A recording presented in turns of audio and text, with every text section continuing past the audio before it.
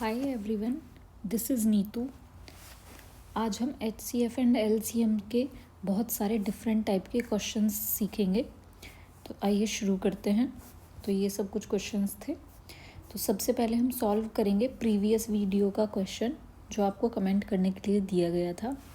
यहाँ पर भिन्न में कुछ संख्याएं दी गई हैं, उनका हमें HCF ज्ञात करना है। अगर संख्याएं भिन्न में हों तो उनका HCF ज्ञात करने का फॉर्मूला होता है अंश संख्याओं का HCF तथा हर संख्याओं का LCM। तो आप यहाँ पर अंश में हैं 2, 8, 4, 6, उनका हमें HCF निकालना होगा। और जो हर में है संख्याएं 5, 35, 15, 25, उनका LCM निकालना होगा। 2, 8, 4, 6 का HCF होगा वह बड़ी से बड़ी संख्या जो इन सभी को पूर्णतः विभाजित कर सके। तो दो ही है, क्योंकि यहाँ 2 सबसे छोटी है और वह ही एक ऐसी संख्या होगी जो सबको पूर्णतः कर पाएगी, क्योंकि 2 से बड़ी संख्या 2 को नहीं कर पाएगी। तो HCF हो जाएगा 2। अब बात करते हैं LCM की। 5 को हम 5 गुणा 1 लिख सकते हैं, 35 को हम 5 गुणा 7 लिख सकते हैं, 15 को हम 5 गुणा 3 लिख सकते हैं और 25 को हम 5 गुणा 5 लिख सकते हैं। तो LCM हो जाएगा 5 इन सभी में कॉमन है, तो 5 गुणा 7 गुणा 3 गुणा 5। तो LCM हो जाएगा 7 या 21 पंजे 105 और पंजे 525। तो हमारा 2/5, 35, 15, 25 का LCM 525। तो हमारा यही आंसर हो जाएगा 2/525। अगला सवाल देखते हैं। दशमलव संख्याओं का LCM तथा HCF। अगर संख्याएं दशमलव में हों तो सबसे पहले हम सारी संख्याओं को देखेंगे कि दशमलव के बाद कितनी संख्याएं दी हुई हैं, कितने अंक दिए हुए हैं। तो यहाँ पर 0.108 में दशमलव के बाद 3 अंक हैं, बाकी 2 में 2-2 अंक हैं। तो जितने अधिकतम अंक होते हैं उतने ही बना लेते हैं। तो दशमलव के बाद अधिकतम 3 अंक थे, तो 3 ही अंक बना लेंगे सारी संख्याओं के। अब इसको मान लेते हैं कि यह 480, 720 और 108 है। तो अब हमें सबसे पहले HCF निकालना है। तो HCF का मतलब होता है वह बड़ी से बड़ी संख्या जो सभी संख्याओं को विभाजित कर दे। तो 12 ही यहाँ पर एक ऐसा नंबर है जो सबको विभाजित कर सकता है। कैसे? 12 से ये 480 जाएगा 40 बार, और 12 से यह जाएगा 12 6 72 60 बार, और ये 9 बार। तो बस यही ऐसे नंबर होंगे। तो यानी कि 12 ही हमारा HCF हो जाएगा। इससे बड़ी कोई और संख्या नहीं होगी जो इनको पूर्णतः विभाजित कर पाए।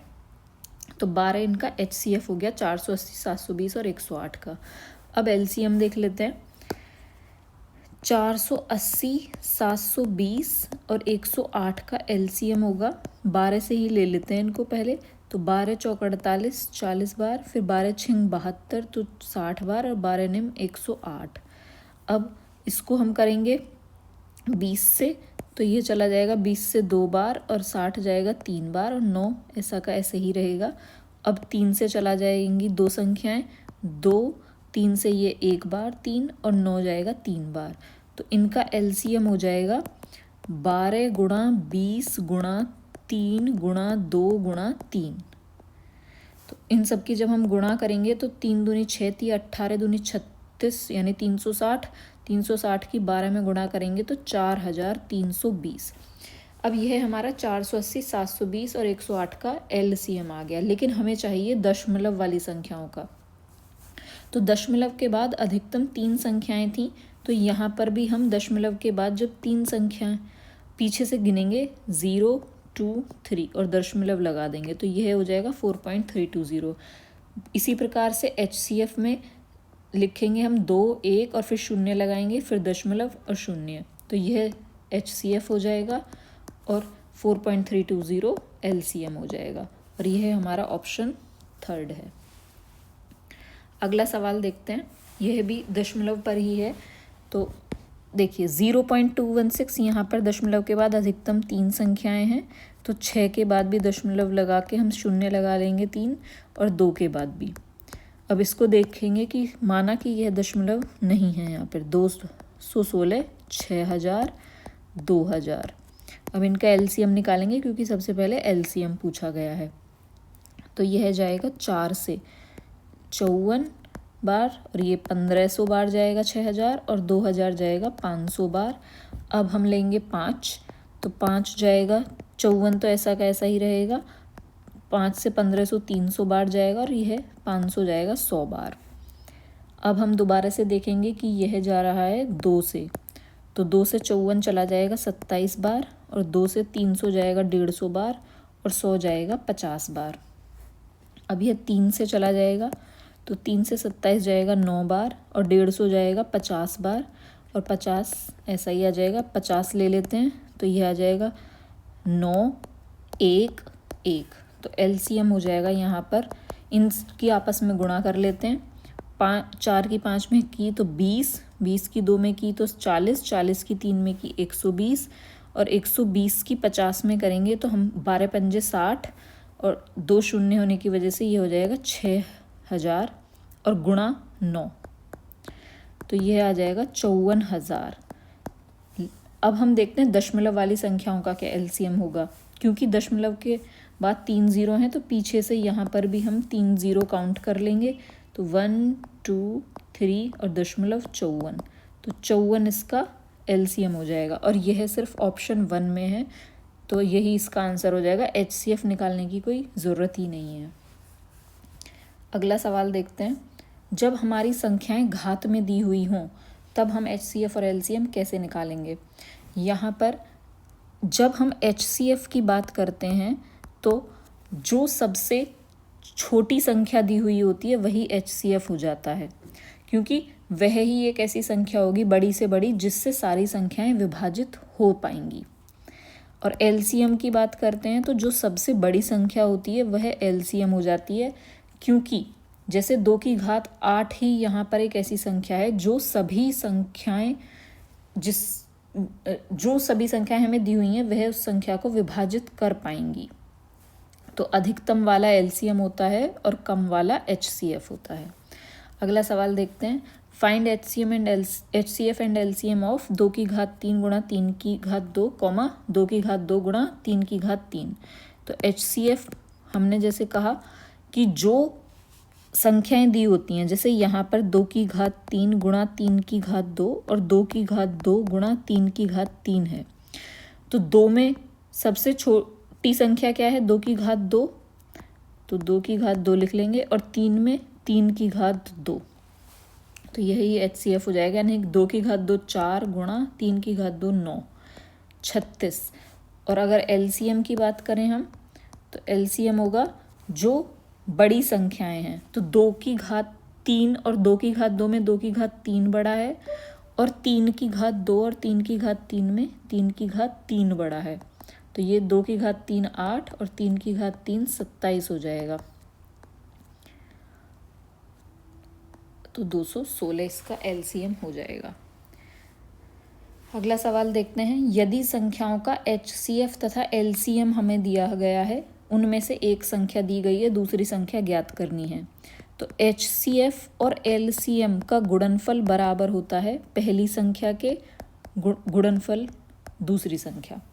तो एचसीएफ हमें दिया गया है 12, एलसीएम दिया गया है 396, और पहली संख्या है 36, हमें दूसरी संख्या ज्ञात करनी है। तो इसको सॉल्व करेंगे तो 12 से 36 3 बार कटेगा, और 3 से 396, 3 एकम 3, 3 तिया 9 और 3 दूनी 6।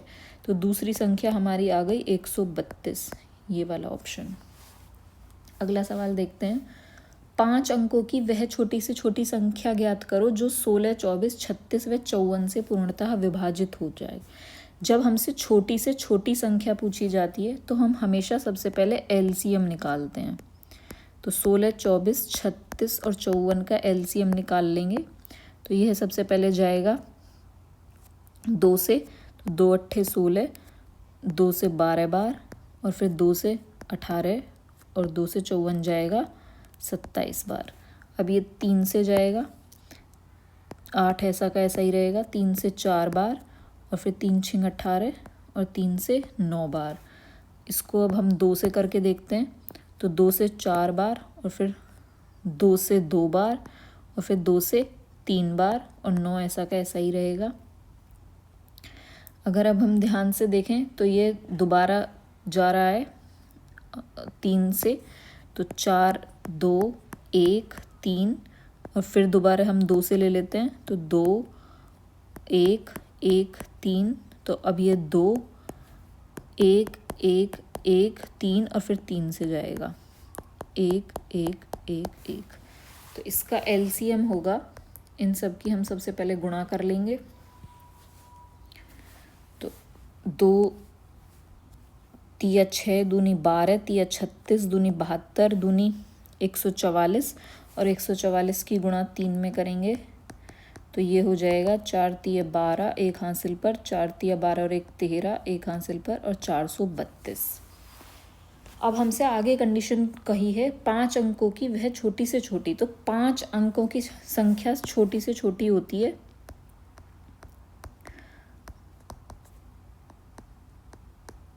10,000, क्योंकि ये 5 अंकों की सबसे छोटी संख्या है। अब अगर हम देखें, हमें ज्ञात करनी है कि इन संख्याओं से वह पूर्णतः विभाजित हो जाए। तो यहाँ पर हम क्या करेंगे, 10,000 में हमको 432 से हम इसको भाग करेंगे। तो यह जाएगा 432 से 2 बार, तो 2 दूनी 4 3 दूनी 6 और 4 दूनी 8 864। और फिर से घटाएंगे, 10 में से 4 गया 6, 9 में से 6 घटाया 3 और 9 में से 8 गया 1 और फिर 0 नीचे आ जाएगा ये वाला। और फिर जाएगा 3 बार, 3 दूनी 6 3 तिया 9 और 4 तिया 12। तो इनको घटाने पर 64 इसका शेषफल बच जाएगा। यानी कि यह संख्या 10,432 से पूर्णतः नहीं जा रही है, शेषफल बच गया है। यानी कि शेषफल 64 बच रहा है। यानी कि 432 की जब हम गुणा 23 में करेंगे तो कोई जो संख्या आएगी वो 10,000 से छोटी आएगी। तो वह 10,000 से छोटी होने पर 5 अंकों की तो बचेगी नहीं, लेकिन हमें चाहिए 5 अंकों की। तो उसे हम 5 अंकों की वह संख्या कौन सी होगी, तो हम क्या करेंगे, 10,000 प्लस 432 में से अगर हमने 432 जोड़ दिया और 64 घटा दिया तो वह संख्या जो बनेगी वह बनेगी 432 से हम 64 जब घटाएंगे तो 368, तो वह बन जाएगी 10,368। तो वह संख्या जो होगी वह 10,368 होगी, पहला ऑप्शन। और अगर आप समझना चाहते हैं कि ऐसा कैसे, तो 432 से की गुणा जब हम 24 में करेंगे यानी कि 23 से 1 ज़्यादा, तो वह 10,368 होगा। तो वह क्योंकि इनका एलसीएम हमारा आया था 432 और हमें चाहिए थी संख्या जो 5 अंकों की हो, तो अभी यह 5 अंकों की संख्या है और 432 से पूरी तरीके से डिवाइड हो रही है, यानी कि 400, यानी कि यह संख्या 5 अंकों की, यह सारी कंडीशन फॉलो कर रही है। अगला सवाल देखते हैं। इस तरह के सवाल बहुत ज़्यादा पूछा जाता है। आप वीडियो पॉज करके एक बार ढंग से समझ लें या फिर वीडियो को दोबारा से देखें इसे समझने के लिए। अगला सवाल देखते हैं। 2 संख्याएं 3:4 के अनुपात में हैं, उनका लघुत्तम समापवर्तक 84 है, इनमें से बड़ी संख्या कौन सी है। तो माना संख्याएं हैं 3x, 4x। तो इन संख्याओं का एलसीएम या फिर लघुत्तम समापवर्तक क्या होगा, 3 × 4 × x, क्योंकि x दोनों के पास है तो यानी कि x को हम एक ही बार लिखेंगे, क्योंकि जो कॉमन होता है वह एक बार लिखते हैं, बाकी बचा हुआ लिखते हैं। और यह हो जाएगा 12x। लेकिन हमें दिया गया है लघुत्तम समापवर्तक 84 है, तो यह 12x के बराबर हो जाएगा और 12 सत्ते होते हैं 84। तो बड़ी संख्या पूछी गई है, तो बड़ी संख्या इनमें 4x है, तो ये हो जाएगा 4 × 7 28।